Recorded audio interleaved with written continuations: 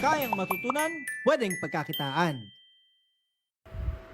Okay, after ng jogging, i-check naman natin yung naging trade ko kaninang umaga. Kahapon, after ko i-open tong account na to, actually, this is a challenge account, dalawa agad yung loss ko. Today, nag-trade ako ng long sa US30. Yan yung entry ng buy and then the sell.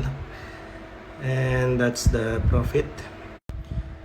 So currently, red pa yung portfolio na to.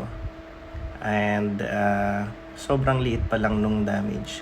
So anyway, tingnan natin kung hanggang saan makakarating tong challenge portfolio na ito. Let's see kung magkakaroon pa tayo ng mga trades the rest of the day.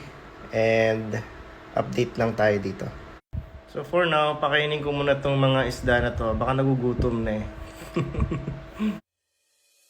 If you want to know more about Aral Forex, follow Aral Forex at Facebook, Instagram, TikTok at YouTube.